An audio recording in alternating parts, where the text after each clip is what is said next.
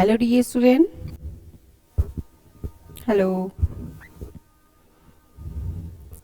This is Renu Pandey and welcome back to Sankavi Vidyapith of official YouTube channel. Hopefully सभी लोग अच्छे होंगे, मस्त होंगे, जबरदस्त होंगे और पढ़ने के लिए बिल्कुल प्रिपेयर होंगे। तो जैसा कि आपको पता है कि हम बीए फर्स्ट सेमेस्टर इंग्लिश की क्लास में, और आज भी वही है क्लास, आपका बीए फर्स्ट सेमेस्टर इंग्लिश वालों का ही क्लास है।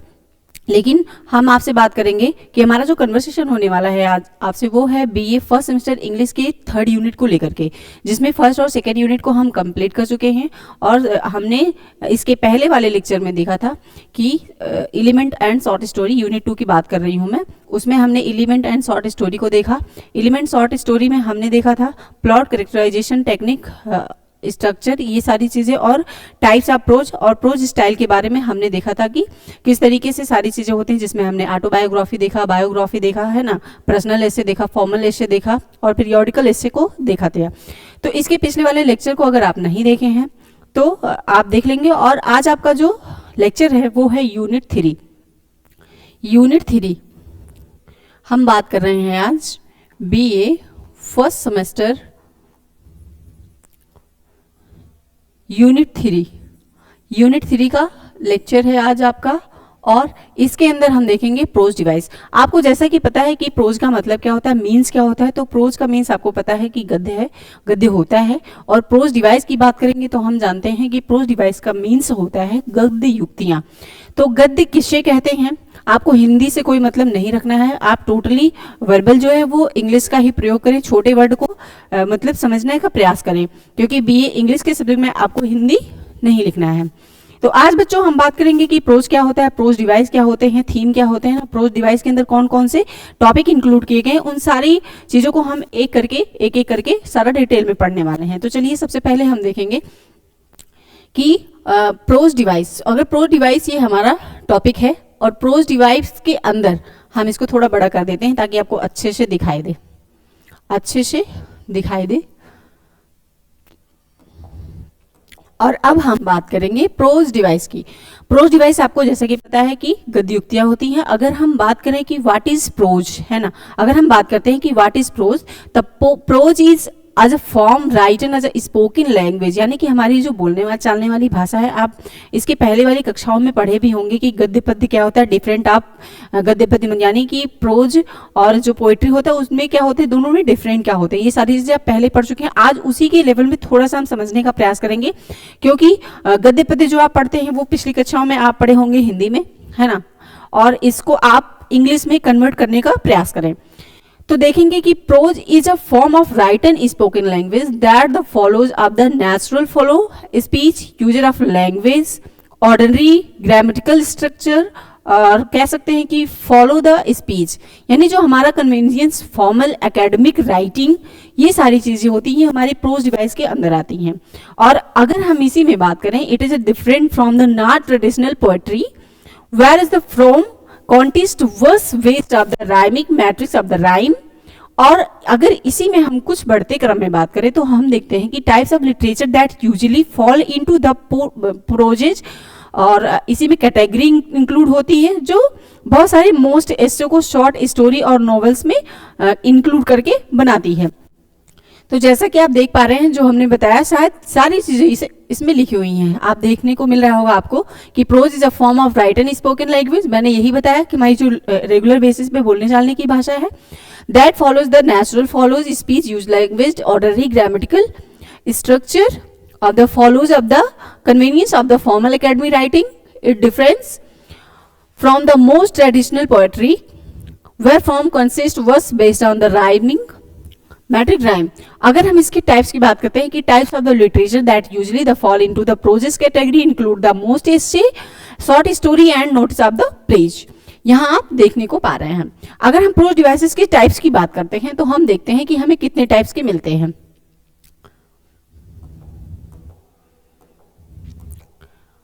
अगर हम डिवाइसेस की बात करें बच्चों, तो हम देखेंगे कि जो हमारे प्रोज डिवाइसेस हैं उसमें हमें कुछ 12-14 पॉइंट्स मिलते हैं, और उसको हम एक एक करके देख लेते हैं। तो हम देखेंगे कि यहाँ पे हमें थीम मिल रहा है, पॉइंट ऑफ व्यू मिल रहा है, सेंटेंस, इमेजरी, टोन, एनालॉजी, एनाडिकोड, फिर एंथेसिस है, फिर अफॉर्मिज्म है, डिक्टेशन है, इन्वर्जन है, ह्यूमर एंड पैथोस है। ये सारी चीजें प्रोज के अंदर आती हैं। अब इसकी मीन्स क्या होती है, तो मीन्स को हम देख लेंगे एक बार। अगर हम मीन्स की बात करें तो ये हमारा विषय वस्तु होता है, विषय, या इसको हम विषय वस्तु भी कह सकते हैं, विषय वस्तु। अगर हम पॉइंट ऑफ व्यू की बात करें तो हम देखेंगे इसका मतलब होता है दृष्टिकोण, दृष्टिकोण। सेंटेंस पैटर्न की बात करें तो वाक्य का स्वरूप हो जाएगा, वाक्य क्या स्वरूप। और आगे इसी में हम अगर बात करें इमेजरी यानी कि कल्पना,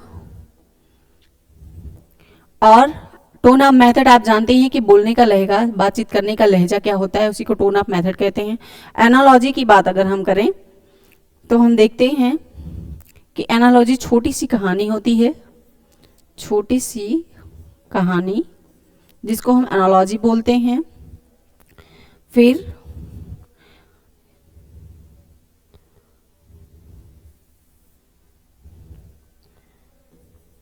ये आपका हो जाएगा छोटी सी कहानी, एंड जो एनी कोड दिया है छोटी सी कहानी। और आगे इसी क्रम में हम बात करें तो हम देखेंगे कि एंथेसिस का मतलब क्या होता है, जिसको हम प्रोवर्स यानी कि कहावत कह सकते हैं, कहावत होता है। और एफॉर्मिज्म की बात करेंगे तो हम शब्द चयन की बात करते हैं, शब्द चयन की बात करेंगे। डिक्टेशन में हम बात करते हैं उलट देना, है ना, शब्दों को उलट देना, शब्दों को उलट देना। और इन्वर्जन की अगर हम बात करें तो हास्य व्यंग, जो आप किसी बातों को कह के काफी जोर से हंसते हैं। और ह्यूमस और पैथस की बात करें हम तो इसमें करुणा आ जाता है,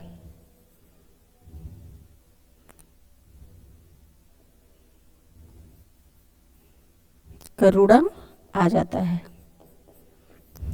तो बच्चों हमने क्या देखा, हमने देखा कि जो हमारे प्रोज डिवाइसेस हैं, तो थीम देखा हमने कि इससे आपको ज्यादा मीन्स नहीं है, बस ये समझने के लिए मैंने लिखा है कि आपको समझने में प्रॉब्लम ना हो इस वजह से। बाकी आपको ये IMP करके लिख सकते हैं कि बहुत ही इंपॉर्टेंट है, क्योंकि ये प्रोज डिवाइस में हमेशा एग्जाम में आता ही है, आपके एग्जाम पॉइंट ऑफ व्यू से बहुत ही मस्ट ही है, मोस्ट इंपॉर्टेंट कह सकते हैं। तो प्रोज डिवाइस में हमने देखा कि theme, point of view, sentence pattern, imagery, tone of mood यानी कि आपके बोलने का लहजा क्या होता है, एनालॉजी क्या होती है, एनकोडेट क्या होता है, एंथेसिस क्या होता है, फॉर्मिज्म क्या होता है, डिक्टेशन, इन्वर्जन और ह्यूमस क्या क्या चीजें होती हैं, इन्हीं के बारे में हम थोड़ा अब डिटेल से पढ़ने वाले हैं। अगर आपको स्क्रीनशॉट वगैरह लेना है तो ले सकते हैं। बाकी अब हम आगे बढ़ते हैं। अब जब हम आगे बढ़ेंगे तो सबसे पहले हमें देखने को मिलेगा थीम, है ना बच्चों। सबसे पहले हम थीम देखेंगे और थीम में हमें देखने को मिलेगा कि हमारा जो थीम होता है, the central ideas of the message of the literary work, इसी को कहते हैं थीम का मीन्स क्या होता है, the central ideas of the message of the literary work, जिसे हम यूजुअली एक्सप्रेस कर सकते हैं किसी भी स्टेटमेंट और या जनरलाइजेशन में। तो थीम का मतलब होता है, हमने बताया विषय वस्तु, कोई भी स्टोरी लिख रही है तो हमें उसका थीम्स पहले ही पता होना चाहिए। किसी भी स्टोरी में, किसी भी मूवी में कुछ भी हो, चाहे वो हास्यप्रद हो या रंगमंच नाटक हो या मूवी हो या कॉमेडी मूवी हो, उसमें सारी चीजें जितना भी बताया गया है ये सारी चीजें इंक्लूड होती ही हैं। तो थीम का मैंने मीन्स बताया आपको, the central of the message of the literary work, जिसे usually expressed of the statement of the generalization किया जा सकता है और ह्यूमन नेचर ऑफ सोसाइटी के माध्यम से। तो थीम को अगर हम पढ़ेंगे तो हम देखेंगे कि थीम में हमारा जो दिया है, थीम ये होता है the central idea of the message, मैंने यही चीज आपको बताया, literary work usually expressed at the statement of generalization of human nature of the society, the main idea of the message that the writer wants to convey of the reader through of their work is the what's the story of about। Example अगर हम बात करें तो हम देखेंगे कि हमारे theme में जो हमारा एग्जाम्पल आता है वो जैसे थीम ऑफ द नॉवल, यानी कि नॉवल में भी थीम का उपयोग होता है, प्रयोग करते हैं हम। The kill of the mocking bird is the loss of the innocence of the evil of races. तो ये सारे हमारे क्या हो जाते हैं, थीम के अंदर आते हैं। अगर हम थीम के टाइप्स की बात करें, अगर हम थीम के टाइप्स की बात करें तो हम लिखेंगे कि types of theme, types of theme, types of theme में हमारे होते हैं एक, पहला अगर हम लिखेंगे, पहले की बात करें इम्प्लिक्ट थीम हो जाएगा। सेकेंड में हमारा आ जाता है, सेकेंड में हमारा आ जाएगा एक्सप्लिक्ट थीम, एक्सप्लिक्ट थीम, तीसरे में हमारा आ जाता है major theme and minor theme, major and minor theme, यानी कि हमारे जो थीम बनते हैं ये हमारा चौथा हो जाएगा। इसको अलग ही हम लिख लेते हैं, मेजर थीम, और हमारा जो 4 बनता है वो हमारा होता है माइनर थीम, माइनर थीम। और इसी में एक 5वां लास्ट आपका आता है over acting theme, over acting theme.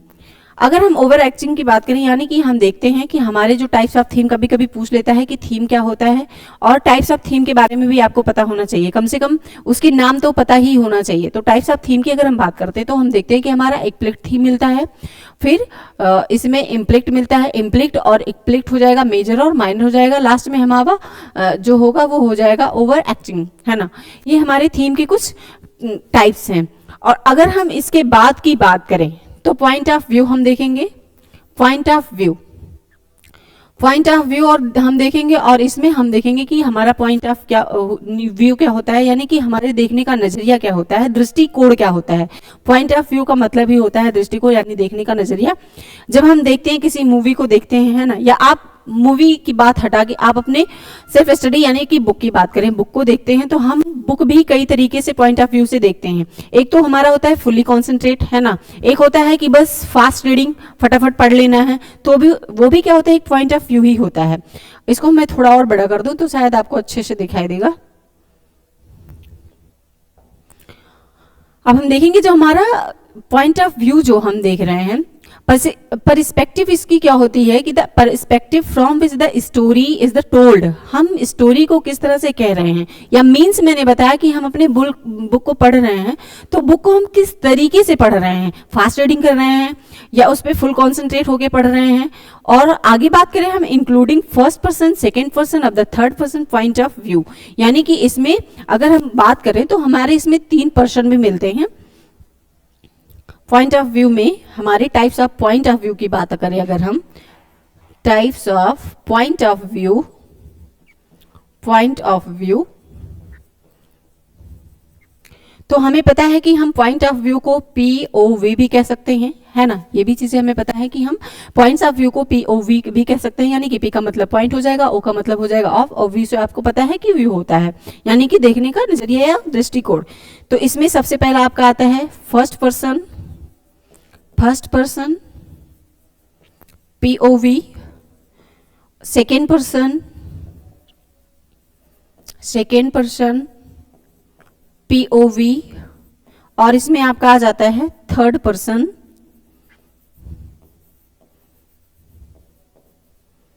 POV। अगर हम फर्स्ट पर्सन की बात करते हैं बच्चों, तो हम देखते हैं हमें कुछ इस तरीके से मिलता है, जिसमें हम देखते हैं कि हम ग्रामर पढ़ते हैं ना, तो फर्स्ट पर्सन में हमें हमेशा आई और वी को यूज करने को मिलता था, मतलब आई और वी का क्या है, ज्यादा यूज करते थे। सेकंड में हम देखते थे तो हमें यहाँ पे क्या मिलती थी, चीजें जो नरेटिव पर्सपेक्टिव में होती थी, और यू का ज्यादा यूज होता था। और लास्ट में अगर हम देखें तो हमें लास्ट में जो थर्ड पर्सन है वहां पे हमें ही, सी और दे ये ज्यादा यूज करने को मिलता था।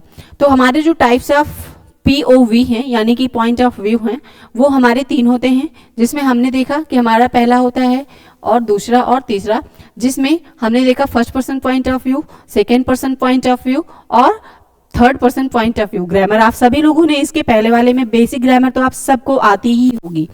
हमें पता है कि फर्स्ट पर्सन के साथ हमें आई और वी का यूज करना होता है, सेकंड के साथ हम यू करते हैं, और थर्ड के साथ हम ही, सी और दे का यूज करते हैं। तो ये हमारे पॉइंट ऑफ व्यू की बात हो गई, और इसमें इसके टाइप्स की बात हो गई। तो हम देखेंगे पॉइंट ऑफ व्यू का the perspective from the story of the told including first person, second person and the third person. जो चीजें मैंने नीचे बताई वही चीज यहाँ पे लिखा हुआ है। आप नोट्स भी बनाना चाहें तो नोट्स बनाते चलते रहिएगा साथ में आगे। और हम देखें अगर सेंटेंस पैटर्न की बात कर लें, सेंटेंस पैटर्न की बात करें अगर हम, तो हमें देखने को मिलेगा कि सेंटेंस पैटर्न क्या होता है, वाक्य रचना क्या होता है, वाक्य को किस तरह से हम रचित कर सकते हैं। तो वाक्य रचना की अगर हम बात करते हैं तो हम देखते हैं इसमें कुछ बहुत सारी चीजें हमें फ्रेज के रूप में मिलती हैं। जैसे हम देखेंगे कि अरेंजमेंट ऑफ वर्ड, बहुत सारे शब्दों का चयन, है ना, phrase of the clause in a sentence, यानी कि बहुत सारे शब्दों को हम ढूंढ करके सुव्यवस्थित करके एक वाक्य का रचना करते हैं। This refers in the way of the phrase of the together in the sentence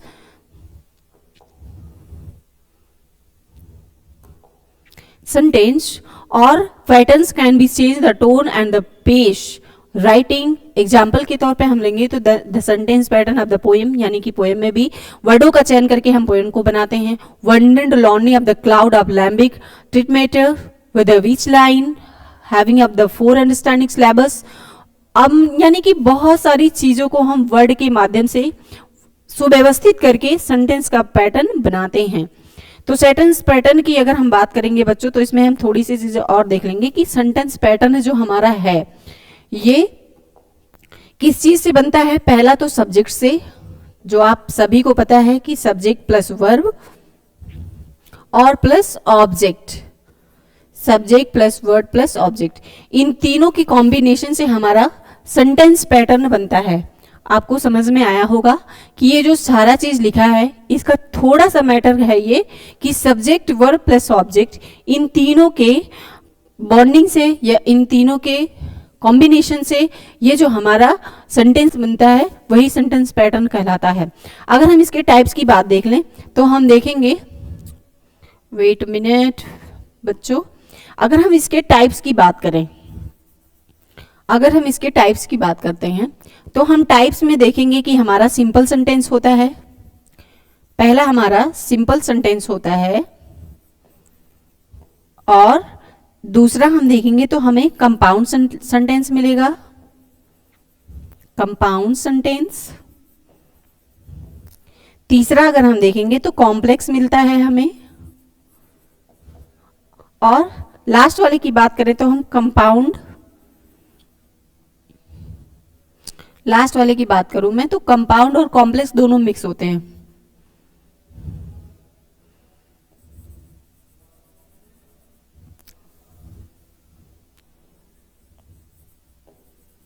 compound and complex दोनों मिक्स होते हैं,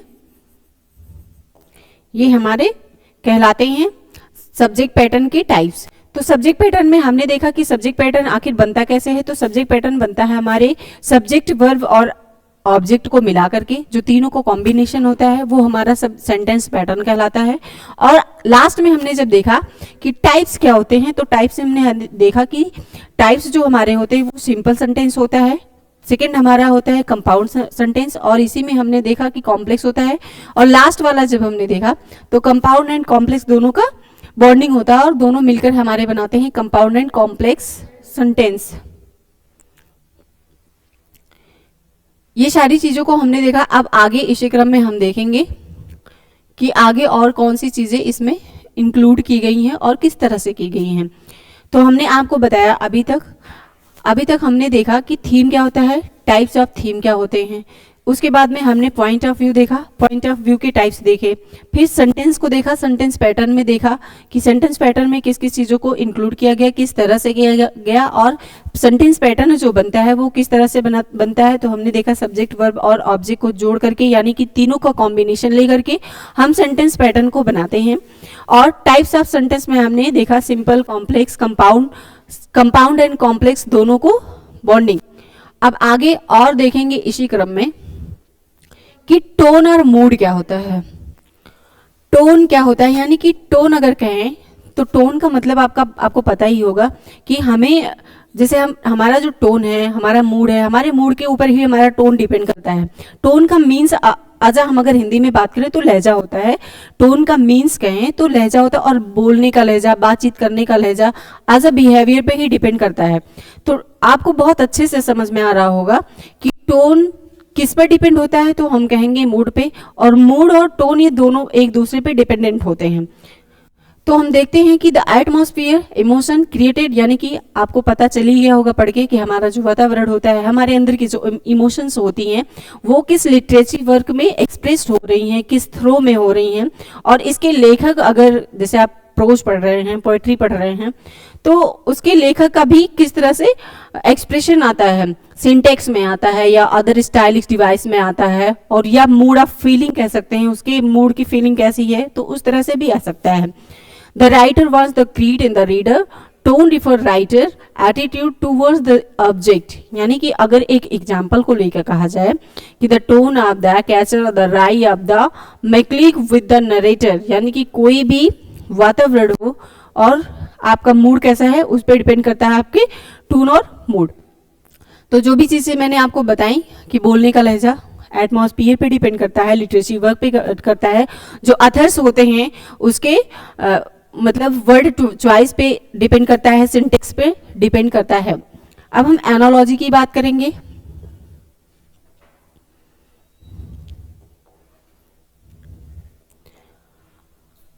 एनालॉजी की बात करेंगे हम, तो हमें पता है कि एनालॉजी का मतलब क्या होता है, समानता।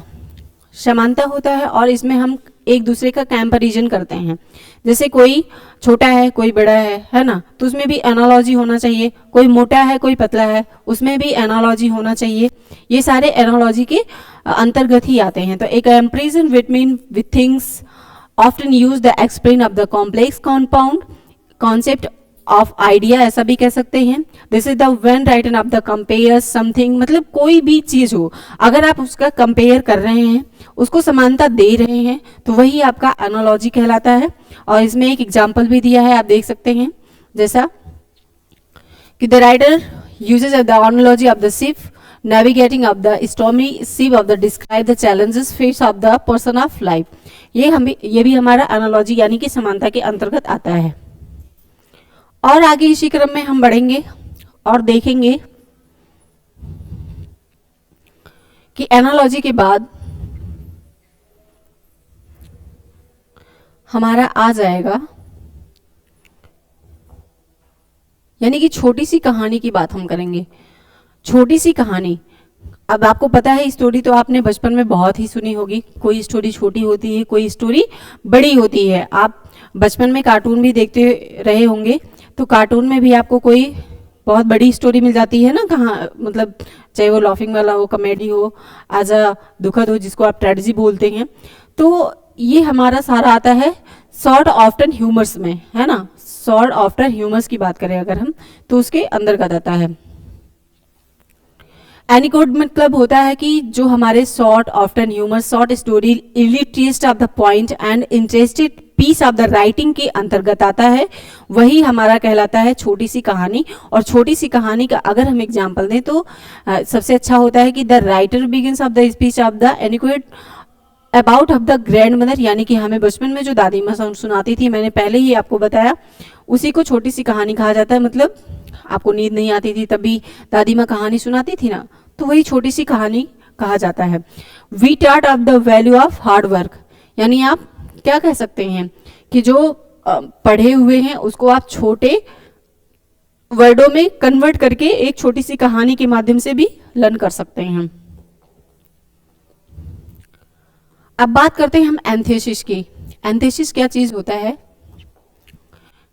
एंथेसिस की बात करें तो हम ए फिगर ऑफ स्पीच, यानी किसी भी चित्र पे या चित्रात्मक स्पीच भी कह सकते हैं, वो हमारा कॉन्टेस्ट किस आइडिया पे कर रहा है, किस जस्ट स्पोज पे कर रहा है, किस तरह का बैलेंस पैरल स्ट्रक्चर बन रहा है उसका, उसी को हम एंथेसिस कहते हैं। एंथेसिस कहते हैं। और एंथेसिस में हम देखते हैं कि this is the when of writer of the puts of the opposite ideas together in the one sentences, जिसको हम कहते हैं fire is hot, ice is cold, है ना। कि फायर इज हॉट यानी कि तुलनात्मक रूप दे सकते हैं। जैसे मैंने बताया कि आग तो गर्म होता ही है, लेकिन बर्फ क्या होता है? ठंडा, यानी कि अपोजिट। Antithesis means opposite. जैसे हॉट का आप कोल्ड कहते हैं ना, उसी तरीके से यहाँ पे दिया है आपको एग्जाम्पल के रूप में समझने के लिए कि fire is hot, other ice is cold.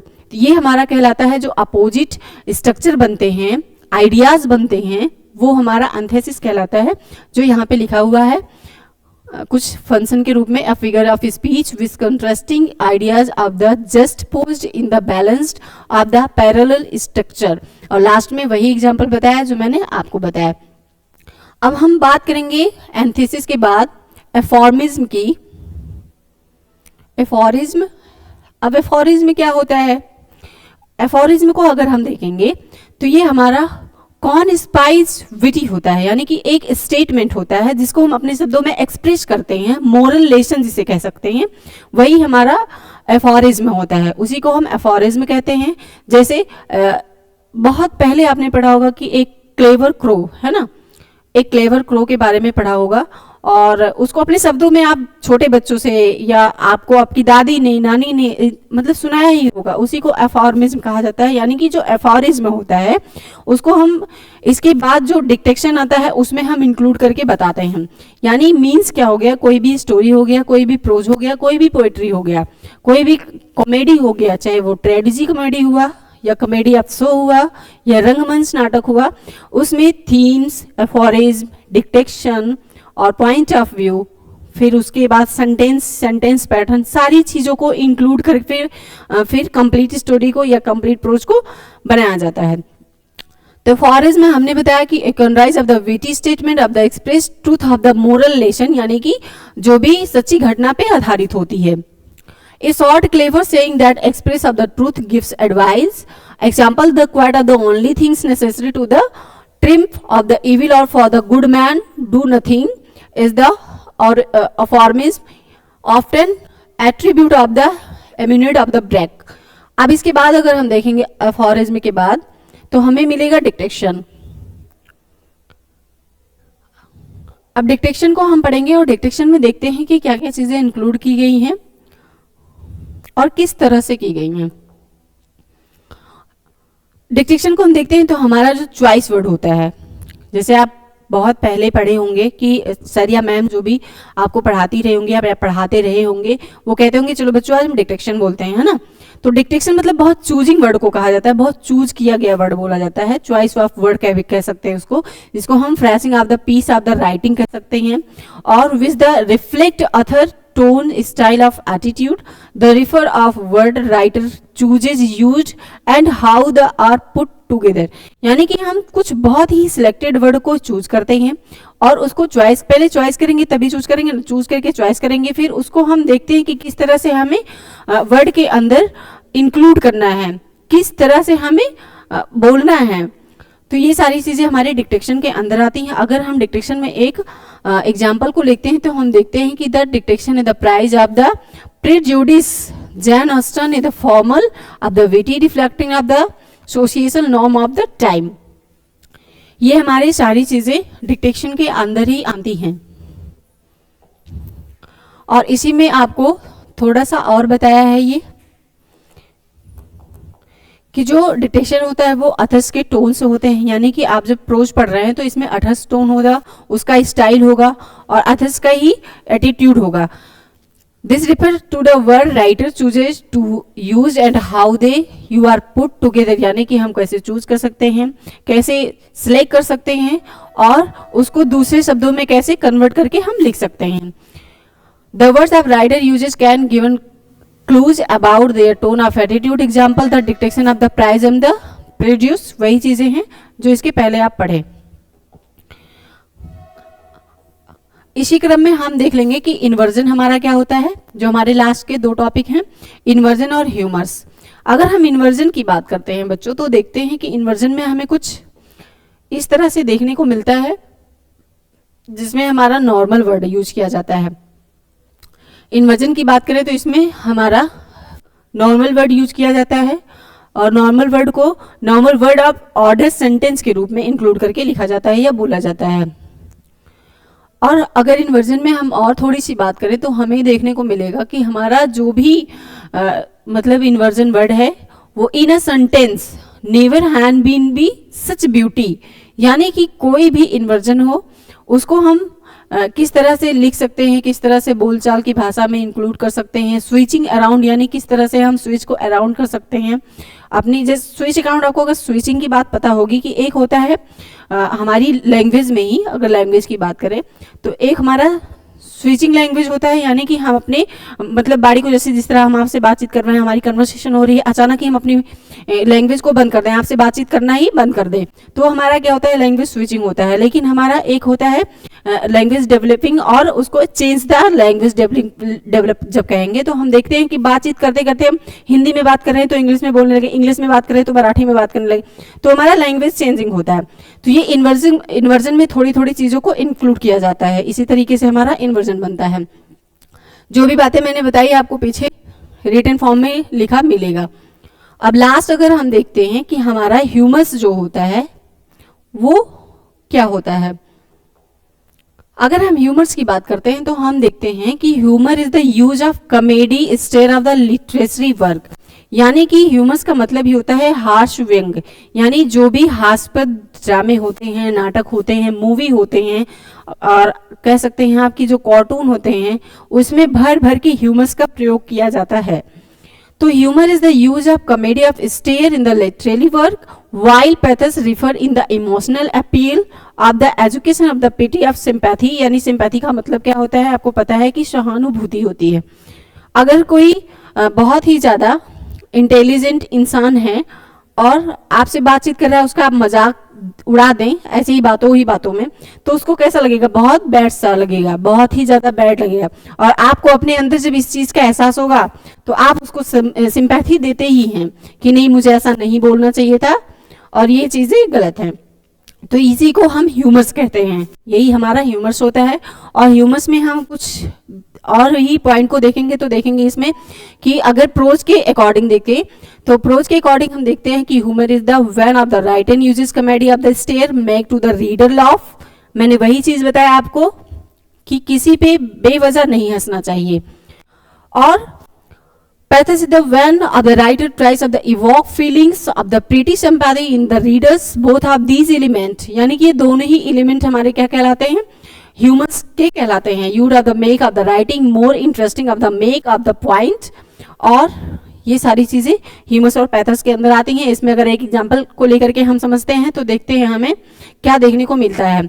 तो ह्यूमर्स में एक एग्जाम्पल है जो प्रोज के अकॉर्डिंग है, जो हमारे प्रोज में लिखा गया है, हमारे अथर्स ने इसको इंक्लूड किया है, वो है the play of the midsummer night's dreams use the both humours, फिर with the witty vendor of the radials characters and the pathos with the themes of the unrequired love and heart break.